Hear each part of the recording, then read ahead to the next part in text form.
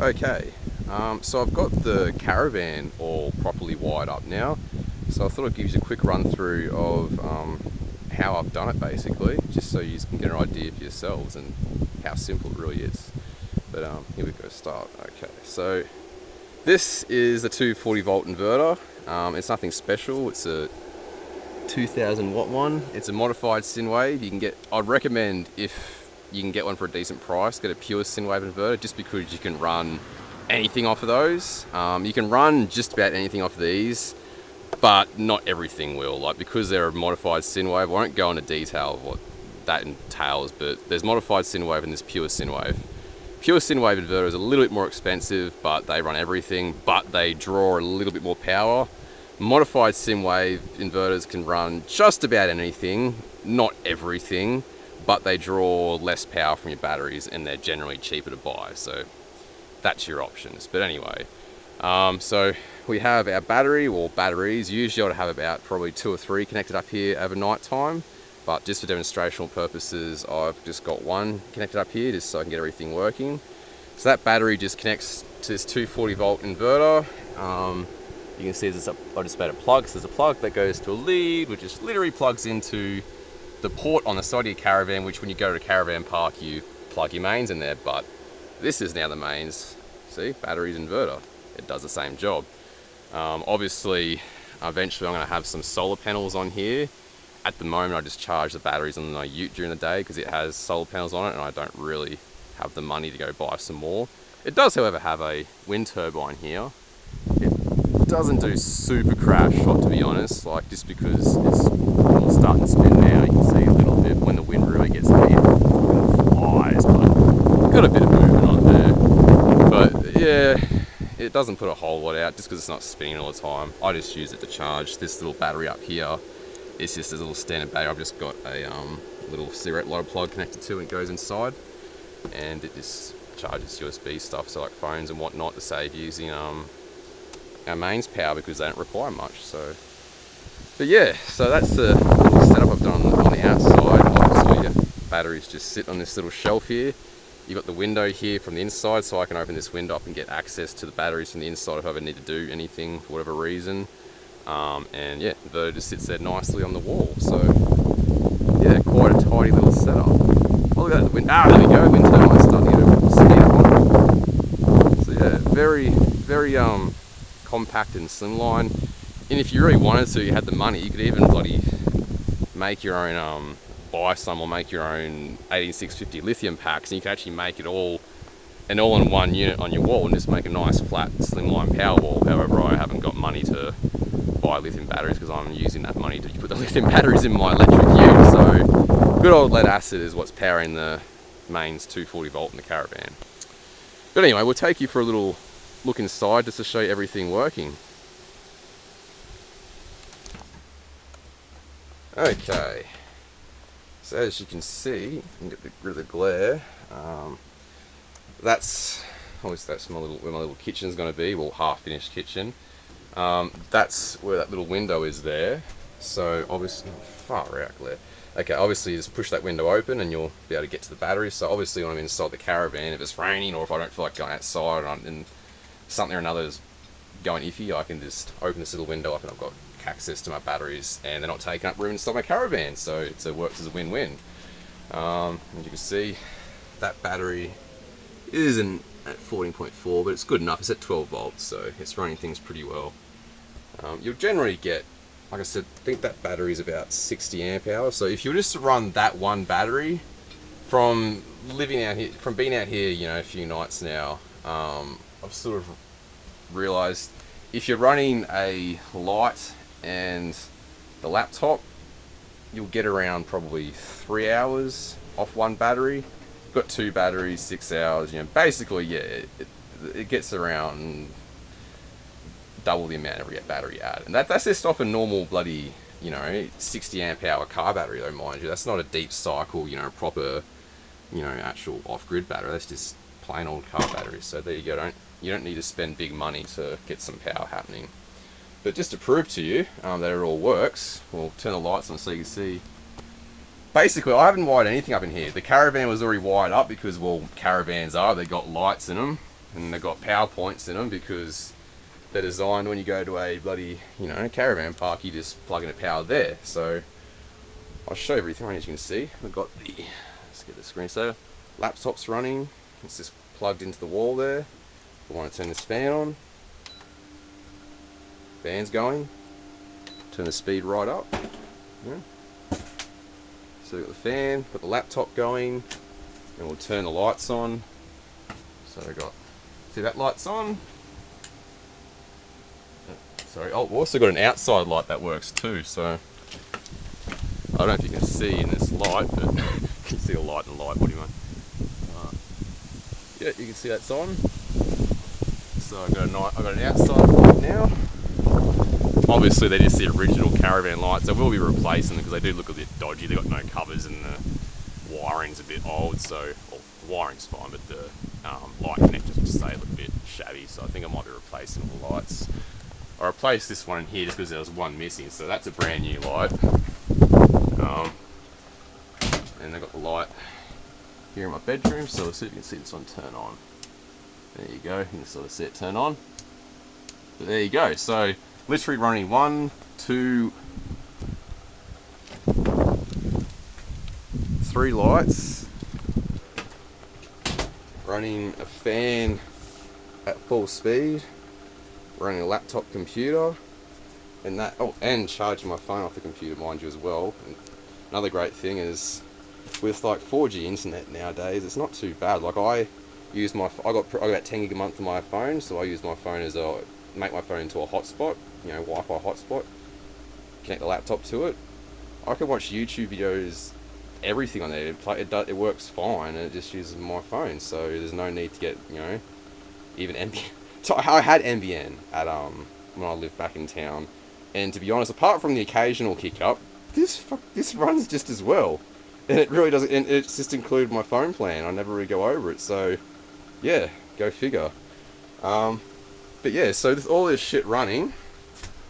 Let's have a look at the volume. You can see it's 11.9, so I've dropped what 0.2 of a volt. I think it's 12.1 before.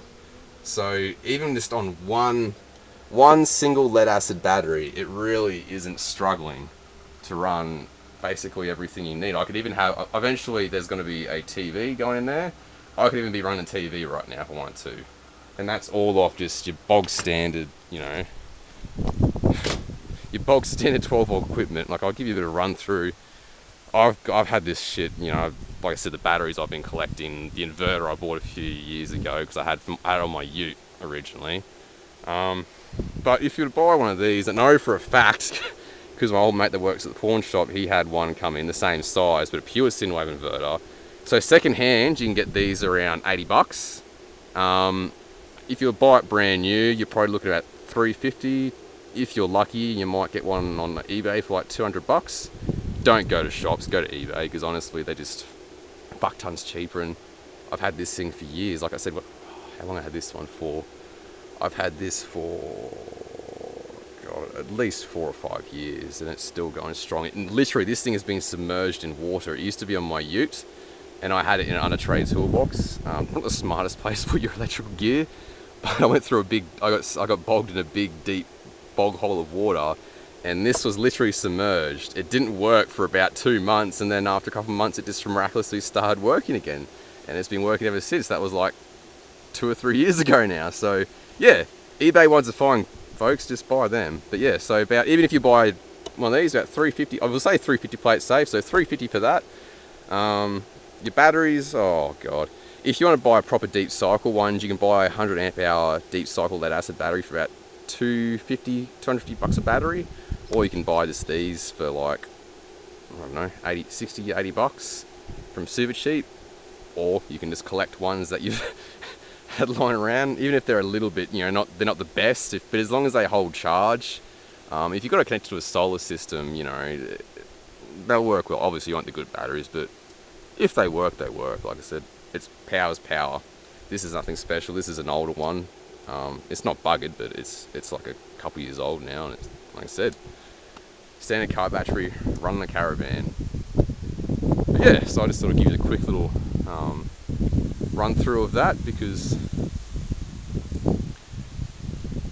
yeah, I thought I'd just give you a quick that, just so you can see how simple and easy it is really to go off grid, at least in a caravan. I know this is only a small little setup for a caravan, but even if you were to upscale this to a house, like,